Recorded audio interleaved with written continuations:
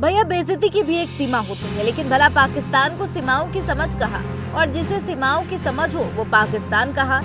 बार बार बेइज्जती, नेशनल बेइज्जती, इंटरनेशनल बेइज्जती, अब तो हद हो गई बेइज्जती की।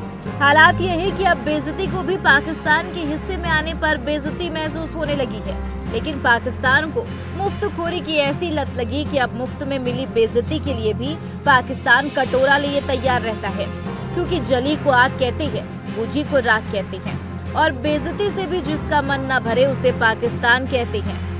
अपने मन की शांति के लिए एक बार फिर पाकिस्तान बेइज्जती की खोज में संयुक्त राष्ट्र सुरक्षा परिषद यानी UNSC पहुंच गया और रट्टू पोपट की तरह कश्मीर राग अलापने लगा।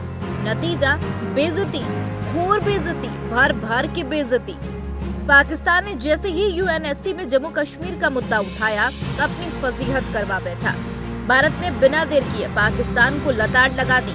UNSC की भरी सभा में पाकिस्तान की इज्जत का भाजी पाला कर दिया। UN में भारत के मिशन काउंसलर आशीष शर्मा ने पाकिस्तान को दो टूक में समझाया कि लद्दाख और जम्मू कश्मीर हमेशा से भारत का अभिन्न हिस्सा थे और रहेंगे।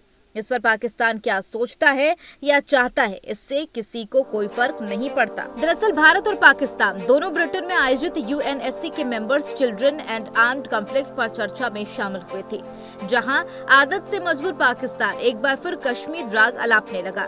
बैठक में मौजूद पाकिस्तान के डिप्लोमेट मुनीर अकरम ने अपने बयान में कश्मीर का मुद्दा उठाते हुए कहा कि चिल्ड्रन इन आर्म्ड कॉन्फ्लिक्ट पर UN secretary general Antonio Guterres की नई रिपोर्ट में भारत का जिक्र नहीं है, जो कि एक गलती है। लेकिन जैसे रोज सूरज उगता है, चिड़िया दाना चुगती है, सोनू स्कूल जाता है, वैसे ही पाकिस्तान कश्मीर कर अपनी छिछालेदार करवाता है और भारत ना चाहते हुए भी उसे लताड़ लगाता है।